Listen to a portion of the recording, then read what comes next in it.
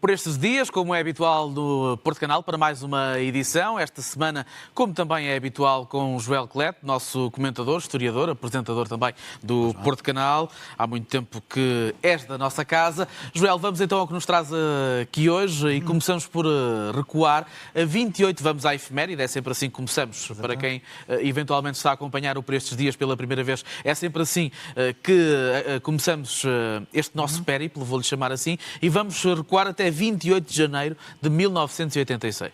É verdade. Esta semana completam-se 40 anos sobre uma tragédia. Em boa verdade, a efeméride que nós trazemos é um acontecimento trágico que, enfim, quem tem alguma idade como eu, viveu e vivi em direto. Estamos a falar da explosão do vai-vém espacial Challenger. Havia uma grande expectativa em relação a este voo. Os vai-véns espaciais, enfim, há já vários anos que marcavam a conquista espacial e, em boa verdade, João, já tinham sido feitos cerca de 30 voos, portanto não era uma novidade. No entanto, por exemplo, em Portugal nós estávamos a ver em direto o lançamento do vai-vém, porque, por motivos que te explicarei a seguir e aos telespectadores, havia de facto uma grande expectativa em torno deste voo. A bordo iam 7 astronautas. O Challenger partiu, como era habitual nos vai-véns. Para os espectadores mais novos, recordo que foi uma fase importante da parte da exploração espacial dos Estados Unidos, que era um foguetão em forma de avião, como podemos ver aqui, que ia ao espaço e depois regressava, aterrava e era reaproveitado. Por exemplo, este era o 10º voo do Challenger, mas já era o 3º. Já estavam a fazer voos 2 outros vai-véns, o Enterprise e o Columbia, Bom, e a partida é normal, como sempre, só que pouco mais de um minuto depois, na verdade, ao fim de 73 segundos, o vai-vém explode. E enfim, isto em direto, para quem estava a assistir, enfim, para quem também estava lá, foi de facto algo de verdadeiramente terrível. Quase inacreditável. Há já muitos anos que não havia mortos na história da conquista espacial. Tinha havido, enfim, no programa Apollo, antes do homem chegar à Lua, nas primeiras missões de Apollo, recordo que só a Apollo 11 é a primeira a chegar à Lua, em algumas missões anteriores tinha havido, enfim, problemas e tinham morrido já astronautas, mas há já muitos anos que isso não acontecia e de facto foi de facto terrível. E colocou-se na altura muito em causa se deveria continuar este programa dos vai-véns. A verdade é que acabaram por ser feitos mais 2, ainda durante muitos anos ainda tivemos esta forma de explorar o espaço, mas sempre a explosão do Challenger ficou sempre ali a marcar o programa. Porque é que havia muita expectativa? Porque, e por isso eu também seguia a partida, o lançamento em direto, e como eu, tantas outras gentes, porque ia a bordo uma professora. E estava previsto uma professora de História. Estava previsto nesta missão que iriam ser dadas aulas a partir do espaço. Krista McAuliffe, uma professora que iria ter em direto qualquer coisa como 2,5 milhões de alunos. Diferentes estabelecimentos de ensino nos Estados Unidos teriam as suas televisões ligadas para as aulas que ela ia dar a partir do espaço. Isto em direto, muitos outros veriam depois essas aulas gravadas. E era um programa da NASA, era o Professor no Espaço, seria a primeira. A verdade é que depois... Isso potenciou o choque, não é? Ainda maior. Potenciou ainda mais o choque. Porque muitas crianças estavam a assistir à partida, porque era a professora que lhes ia dar aulas passado 1 ou 2 dias e de facto foi uma tragédia e que importa hoje aqui também recordar nestas efemérides para, enfim, não desanimarmos no que diz respeito à conquista do espaço. É fundamental continuar esta aposta científica, pedagógica em torno do espaço, mas ter consciência que não é propriamente fácil e não deixa de ter os seus riscos, por mais pequenos que eles sejam. Enfim, o relatório, as inspeções que foram feitas para se perceber o que tinha acontecido, João, imagina, chega-se à conclusão que foi uma anilha, uma simples anilha que punha em causa, pois todos os outros vai-vães tiveram essa peça, enfim, alterada, mas foi uma anilha que provocou esta anomalia que terminou desta forma trágica. Muito bem, vamos avançar, vamos até ao entroncamento, terra de fenómenos, para falar do Museu Nacional Ferroviário, que está por lá instalado e que vai receber no próximo dia 4 de fevereiro uma conferência dedicada naturalmente a este setor, mas em concreto ao turismo industrial e ferroviário. É verdade. E sim, onde também estarás, corrijo-me? Não vai estar. Desta vez não estarei. Já estive no Museu Nacional Ferroviário várias vezes, já fizemos um programa dos caminhos da história e também conversas com a história. Já agora, deixa só recordar aos telespectadores e desafiá-los a quem nunca lá foi, é muito fácil lá ir. Porque o museu fica na própria estação, ou seja, podemos ir de comboio e sair no meio do museu. É um dos maiores museus do nosso país. É o Museu Nacional Ferroviário, tem dezenas e dezenas de comboios, muitos deles históricos, os primeiros, vagões reais, presidenciais, exemplares do Foguete e de uma série de outros comboios que marcaram a história da ferrovia no nosso país. E é, de facto, um espaço museológico que importa conhecer e que está nesse sítio emblemático. É um fenómeno, de facto, que é o entroncamento, esse sítio emblemático da rede ferroviária nacional. Bom, e também é um sítio com efeito de reflexão em torno destas questões da ferrovia. Regularmente tem havido encontros, seminários, e desta vez, como tu dizias, é um encontro muito especial, um encontro internacional que vai refletir sobre a importância do património ferroviário associado ao turismo. Com efeito, quando falamos do território, do desenvolvimento dos territórios, o comboio é cada vez mais olhado como um importante instrumento, porque chega lá, porque contacta-se com o território e por isso este encontro é muito interessante, com vem alguns especialistas estrangeiros falar das suas experiências, nomeadamente na vizinha Espanha, mas não só, e que nos irão permitir refletir um pouco exatamente sobre o impacto do comboio no turismo. De várias formas, enquanto um turismo patrimonial, em torno do próprio comboio da ferrovia, há por todo o mundo inúmeros apaixonados pelo caminho de ferro, particularmente há já muitas décadas, por exemplo, os ingleses e, enfim, também do norte, outros países do norte da Europa, têm um carinho muito especial, por exemplo, na recriação de linhas a vapor, apenas e só com fundo objetivos turísticos. Nós também temos agora cá no norte, na linha do Douro, durante algumas épocas do ano, e portanto essa é uma componente, mas não se esgota aí, isto é, o potencial turístico do comboio não é só pelo comboio em si, mas, como dizia, também pela forma privilegiada como pode levar os turistas ao território. E aí articulando-se com outras coisas, com a paisagem, com a gastronomia, com o património local e o património natural. Bom, é um pouco sobre tudo isso que se vai então refletir nesta conferência sobre turismo industrial, na próxima semana, no dia 4 de fevereiro, no Museu Nacional Ferroviário, durante todo o dia, manhã e tarde. São 3 painéis. A inscrição é gratuita, mas é preciso fazer a inscrição. Portanto, os eventuais interessados terão apenas que enviar um e-mail para o Museu Nacional Ferroviário. E um bocadinho mais a norte ainda, em Coimbra, temos também algo que merece ser falado nesta edição por estes dias. Exatamente. Uma referência que queres fazer? Continuamos com o património industrial. Em torno deste edifício que estamos a ver na imagem, a estação elevatória do Mondego, um edifício que foi inaugurado no início dos anos 20 do século XX e que esteve a funcionar até ao início dos anos 80. Como o próprio nome indica, era uma estação elevatória, portanto, captava as águas do Mondego, que serviram durante bem mais de meio século, para fornecer água a Coimbra. Mas,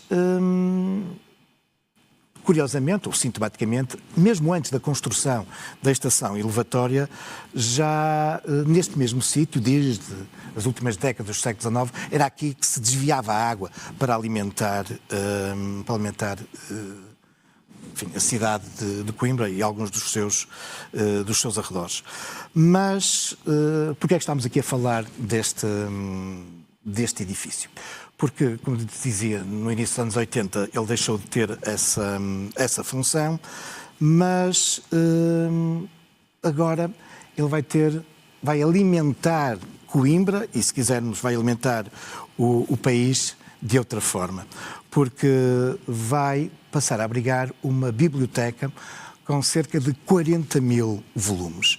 E uma biblioteca que poderemos considerar uma biblioteca especializada, porque é nada mais, nada menos do que a biblioteca pessoal de um dos grandes matemáticos, físicos portugueses, um dos mais importantes divulgadores da ciência no nosso país, o professor Carlos Fiolhais, por demais conhecido, e o professor Carlos Fiolhais, de facto, doou a sua biblioteca, que vai ser então aqui colocada neste espaço de património industrial, e portanto é uma outra forma de rentabilizar edifícios que perderam a sua função original, mas que podem ser reconvertidos com outras funções, e por isso não posso deixar de saudar, ou não podemos deixar de saudar neste caso, a Câmara Municipal de Coimbra por tão sabiamente ter encontrado este espaço tão simbólico e tão interessante e de valor histórico patrimonial para acolher a biblioteca do professor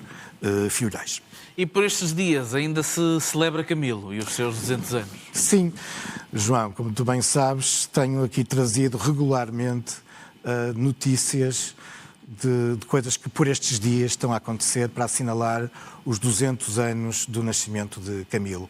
Começamos em março do ano passado, quando se completou os 200 anos, e as comemorações vão continuar até março deste ano. A semana passada falámos aqui de uma ópera que de algum modo vai encerrar uma ópera titulada Amor de Perdição, inspirada obviamente na obra maior de Camilo, mas hoje trago aqui um livro que foi lançado a semana passada no Museu de Alberto Sampaio, em Guimarães, com o título Coreografia Sentimental.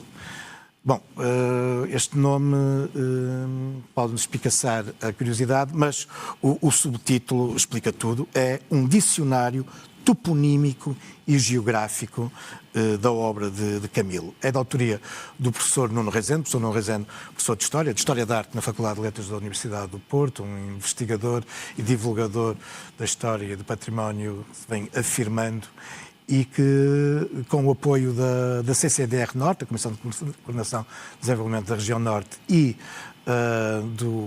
também do organismo do Estado ligado aos monumentos, museus e monumentos, editaram então este livro, que é um dicionário, mas é mais do que um dicionário, acaba por ser um roteiro de viagens, porque, como o próprio subtítulo indica, é um levantamento exaustivo de todas as referências toponímicas, de todos os lugares que Camilo visitou, percorreu, por onde viajou e citou. E portanto, pegando nos excertos de Camilo, nós estamos permanentemente a viajar através do seu olhar pelo país, neste belíssimo levantamento feito pelo professor Nuno Rezende. Por estes dias é também sinónimo de muitas vezes falarmos de exposições. Vamos a elas. Começamos pela primeira, que aqui nos vai recomendar, e que é uma exposição de fotografia de Fernando Lemos na Fundação Cupertino de Miranda, que está patente em Famalicão. É verdade. A Fundação Cupertino de Miranda é uma instituição que, enfim, com o seu emblemático edifício, como tu dizias, bem no centro da cidade de Famalicão, e que é, enfim, o principal polo no nosso país ligado ao surrealismo.